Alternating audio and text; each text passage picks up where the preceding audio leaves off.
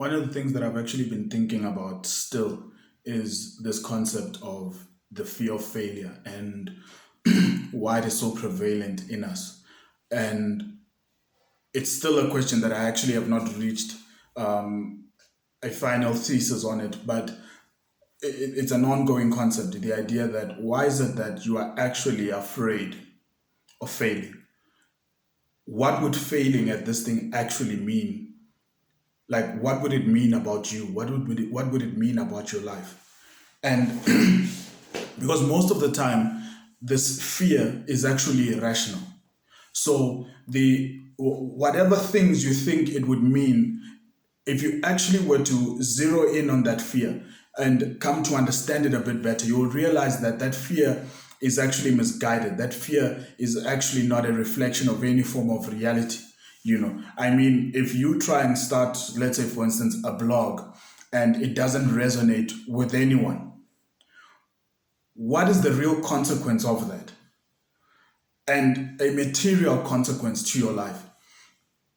For the most part, it's nothing, because most of these things that you say you want to do, things like perhaps you want to get into shape or you want to start a company and whatever else. I mean, with a company, you could possibly lose everything, but you can make everything back. And once you actually start looking at some of these reasons or these fears that you actually have surrounding failure, that is when you actually realize that these fears are irrational. These fears are not a reflection of what would really happen if you were to actually fail at this. If you were to actually start that YouTube channel, what really happens if you fail at it? What is the consequence of that? And the only real consequence that would perhaps exist in failing in that is perhaps certain people would know that you failed at it and it didn't really work out, it didn't resonate with people. And so that's the end of it. Or if you were to try and perhaps find a new solution for your company or whatever else, the organization that you are working for, and you can't find it, or the idea really just flops, it doesn't resonate with management, it doesn't resonate with the organization's client base or whatever else. Like, what is the real consequence of that? Because the company would still have its primary what's this thing product offering. So a lot of the things that we tend to think are the reason why we are not even trying are for the most part actually irrational, because the part of the brain for reasoning and the part of the brain for emotional responses generally don't even speak to each other. They are not the same, they're not at the same locale. So the feelings that you have more often than not are actually not rational. So this fear about failing at this idea, or failing at presenting, or failing at starting that blog, or failing at starting that business,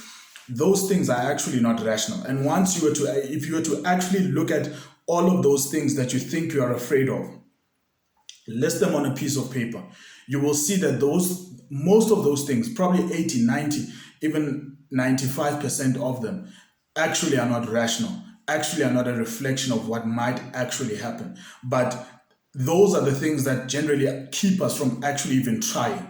And I think that is where, for me, this emotion called fear is so damaging, in that it keeps you from even trying. Like, you are so afraid of failure. This fear of actually failing is so strong that it will even keep you from even trying. And I think that to me is a disappointment. That to me is pure failure. The idea that we do not understand that most of these things that are holding us back, most of these things that we think, but if I fail, this is what happen. Like, so what? Like, it actually doesn't really matter. Like, and we tend to have this false sense of self-importance, that somehow if you fail at this blog, the world is coming to an end. The world is actually not hinging on your success. The world is not being put together or held up by you avoiding failure. the world will actually carry on just fine, whether you fail or succeed at whatever it is that you're trying to do. So a lot of this emotion called fear that surrounds this idea of failure, most of that is actually irrational. Most of that is generally not even a reflection of what will actually happen if you do fail.